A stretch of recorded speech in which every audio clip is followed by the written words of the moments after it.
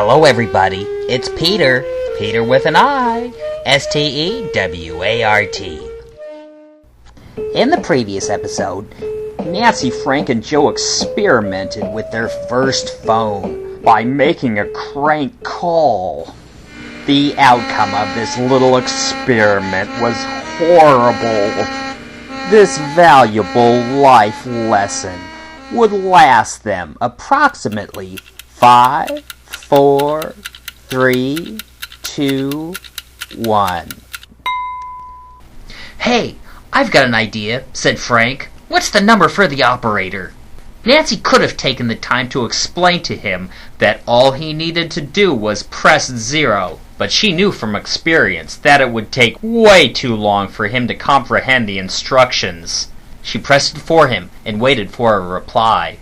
"Hello, operator? Please put me through to England," he requested, raising his eyebrows.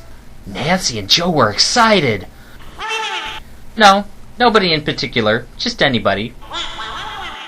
"You need a name?" Scott," whispered Nancy.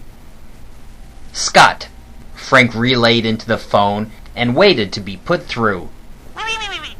"They need a last name," said Frank to his co-conspirators. Joe would have spoken up, but he was gun-shy after his recent brush with imprisonment. "Fidoglo," suggested Nancy, purposefully choosing an exotic name in hopes of getting an exotic person on the line. "Fidoglo," said Frank. Foo-Dogolo," corrected Nancy. Frank waved her away. "It's ringing," said Frank, eyes wide with anticipation. Again, they all came close to listen. "Hello?" Nancy, Frank, and Joe didn't know what to do. It was like the time they came into possession of their teacher's textbooks, the special copy with all the answers to all the math problems typed in blue. They were all excited with all the possibilities of having it, but weren't sure what to do with it. "Can I help you with something?" grunted the untamed salvage hooligan in his native jargon. How's England?"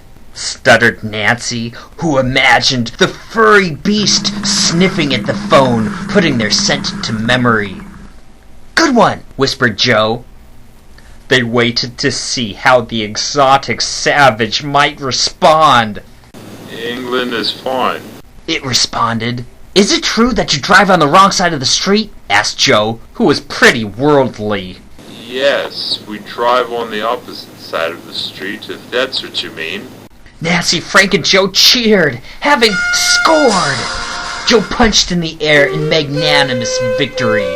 Frank decided to attempt a question. "Is it true that you drive your planes on the wrong side?" Frank trailed off, reconsidering the logic of his question. "Pardon?" grunted the savage. Frank's mind frantically searched for the words to impress the foreigner with his cultivation. "I like toffee," he blurted. "Listen, I don't know who you are." The kids quickly hung up the phone right as the situation was culminating into a boil. They looked at each other for a moment, temporarily strapped for words with the elation of the explosive discovery. "Whoa, that was so rad!" exclaimed Joe, feeling like his lungs were enriched with concentrated oxygen. "Did you hear it at the end?" recounted Frank. "It got so tense." Yeah, agreed Joe, exaggerating the barbarian's tone when saying in a British accent, "I don't know who you are, but I'm gonna come and kill you!" "Yeah!" agreed Frank excitedly. "Yeah, he was just about gonna hunt and gather us."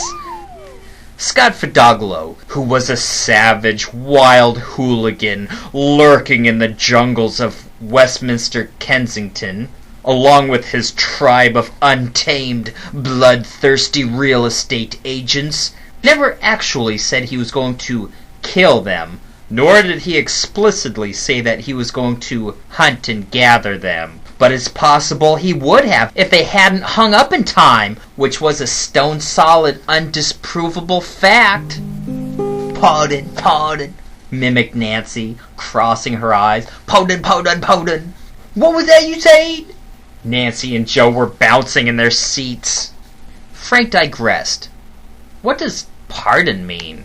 He asked. It means, I'm gonna come and kill you, explained Nancy.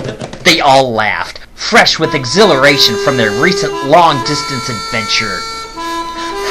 Gosh, I feel all electric inside, said Frank. Joe was struck with an even wilier idea. Hey, let's call Missoula and listen to their gibberish. They gathered around the phone as Joe rang the operator. Operator, put me through to Missoula. Put me through to Mike. Mike Majopolo. They didn't need to wait long before Mike Majopolo started yelling at them. The kids jumped around, screaming with joy like monkeys who had just figured out how to use a bug light. Much like a high-voltage bug light, inappropriate use of the telephone can lead to some harsh consequences, as Nancy, Frank, and Joe would find out soon enough.